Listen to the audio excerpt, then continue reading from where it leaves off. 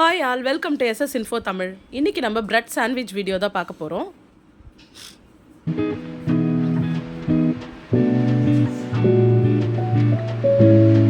நான் பேபிக்கான வேக வச்சு எடுத்துக்கிட்டேன். அப்புறம் தக்காளியை வேக வச்சு அதோட தோலை உரிச்சிட்டு தனியாக பேஸ்ட் மாதிரி பண்ணிவிட்டு வச்சுருக்கேன். கார்லிக்கையும் பெப்பர் போட்டு வதக்கி எடுத்து வச்சுட்டு அந்த பேஸ்ட்டை நல்லா அரைச்சிட்டேன் தக்காளியோட. இதுக்கு வெஜிடபிள்ஸ் பார்த்திங்கன்னா பேபிகார்ன் வேக வச்சது, கேப்சிகம், ஆனியன், இந்த 3 வெஜிடபிள்ஸ் தான் நான் எடுத்திருக்கேன்.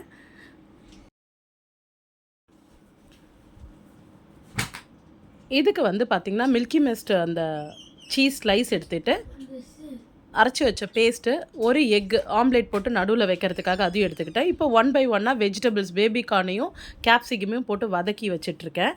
அது கொஞ்சம் ஒரு 30% வதங்கின உடனே மறுபடியும் ஆனியன் போட்டு வதக்கிட்டுருக்கேன்.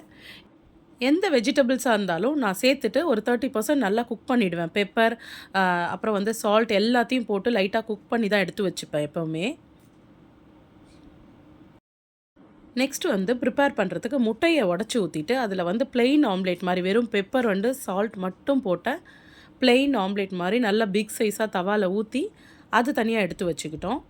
இப்போ ப்ரெட்டோட ஸ்லேஸுங்களை தனித்தனியாக வச்சுட்டு அதில் சீஸை பிரித்து ஒரு சீஸாக தவாவில் வச்சு லைட்டாக நல்லா கிறிஸ்பியாக ஒரு ப்ரெட் லேயர் கொஞ்சம் கிறிஸ்பியாக எடுத்துப்பேன் நான்.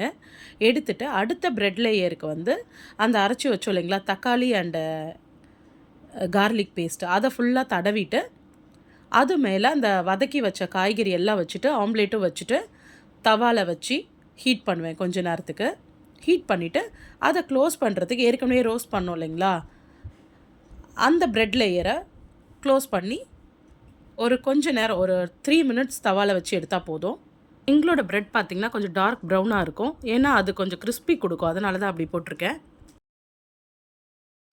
கீழே லேயர் அப்படியே எடுத்துருவோம், மேல் லேயர் மட்டும் கொஞ்சம் கிறிஸ்பியாக இருந்தால் அது சாஃப்ட்டும் கிறிஸ்பியும் சாப்பிட்றதுக்கு கொஞ்சம் நல்லாயிருக்கும், அதனால் கொஞ்சம் ரோஸ்ட் பண்ணி எடுத்துக்கிட்டேன். சூப்பரான ப்ரெட் சாண்ட்விச் வீட்லேயே நம்ம டேஸ்ட்டாக செய்யலாம். கிட்ஸுங்களுக்கெலாம் ரொம்ப பிடிக்கும். டெய்லி டிஃபன் மாவு அந்த மாதிரி ஊற்றி போர் அடிக்கிறவங்களுக்கு சண்டே ஒரு நாள் ஒரு டிஃப்ரெண்ட்டாக செய்கிறதுக்கு கொஞ்சம் இதெல்லாம் ப்ரிப்பேர் பண்ணுற நேரத்துக்கு வேலை எடுக்கும். பட் ஆனால் டேஸ்ட்டில் சூப்பராக இருக்கும். என்னோடய கிட்டுக்கு கொடுத்த உடனே அவங்க ரொம்ப விரும்பி சாப்பிட்டாங்க. அவங்களுக்கு எக் போட்ட சாண்ட்விச் பண்ணிவிட்டு எனக்கு எக் மட்டும் இல்லாமல் மீதி எல்லாமே சேம் அதே மாதிரி போட்டு செஞ்சு எடுத்துட்டேன். எனக்கு எக் போட்டு பிடிக்காது.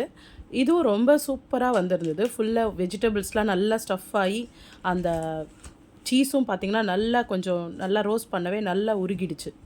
அதனால் ரொம்ப சூப்பராக இருந்தது.